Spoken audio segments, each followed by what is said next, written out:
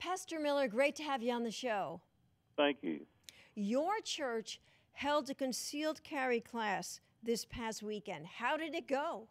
Oh, it went great. Everybody had a great time, a successful event. How big a turnout do you think you had? We had 16 people attending. We had several more who had planned to come, but because of circumstances were prevented from coming. But we had 16 actually took the class. That's a pretty good turnout. It was a good turnout. We were happy. What prompted you to do this?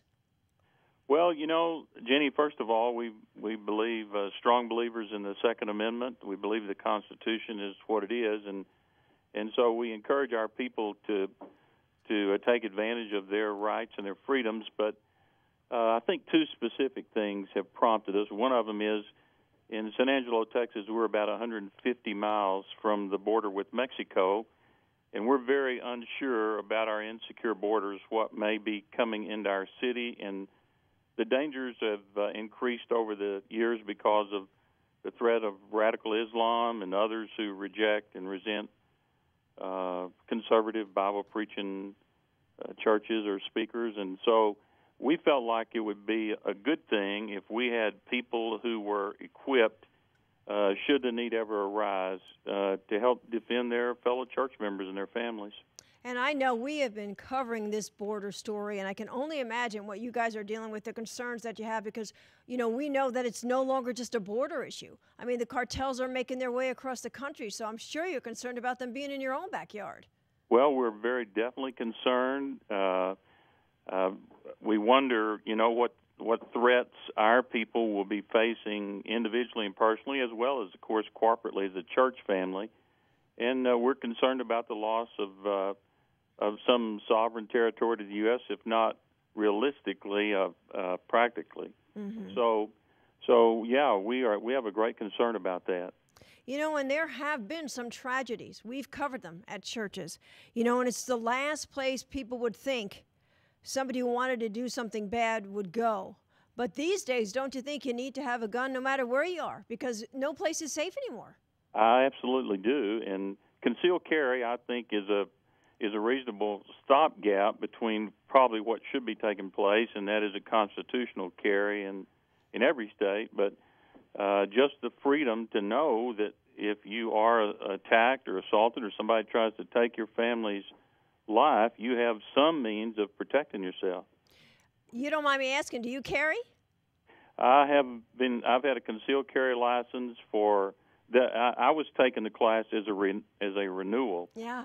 I took it to start with 5 years ago, and I do carry. But I understand, really, there was a lot of people in your church who encouraged you, actually, to have this class. We had a lot of people who requested it for themselves, and others who felt like it would be a good thing, even though they weren't taking it at the time. And so we made the decision. Of course, it's not exactly, I guess, politically correct for some folks, but we didn't see a conflict. We felt like being a strong Christian does not mean we shouldn't exercise our freedom to protect our families. So we were happy to get involved, and I think our church was happy. Last Sunday morning, I kind of made a comment that we had 16 people take the class, and as a result, we felt like when they finally do get their licenses, after they finish their fingerprint and photo process, get their license processed, we'll be a safer church family as we worship, because they've made that effort. And that is so true. I mean, there is a big debate right now about this issue about carrying in churches, but as you said, it really is a choice. It's an option, and it's about personal safety. That's right. In Texas, of course, a church can say no carry within inside the walls, but we haven't done that. We don't feel that way. And personally, I feel more secure knowing that should our worship time, our time together, be interrupted by a life-threatening intrusion, that we would at least stand some kind of a chance of stopping some kind of a mass killing or the terrorizing experience. Do you have any indications that the cartels are in your area? I have heard from, I think, reliable sources that they are operating in this area.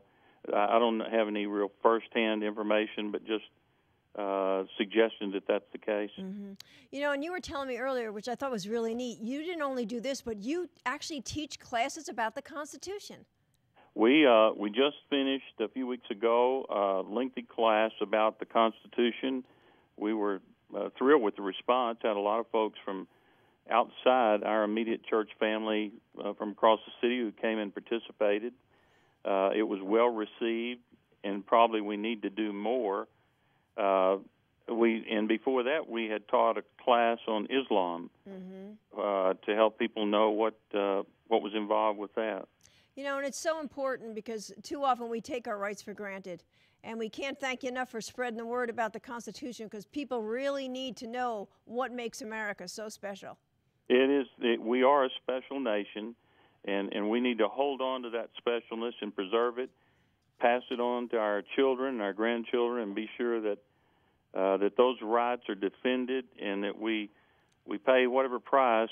Great prices have been paid in the past to grant us this freedom, and what a tragedy is just to give them up without any kind of resistance. Absolutely. Pastor Miller, great, as I said, to talk to you, and thanks for fighting the fight and keeping this alive.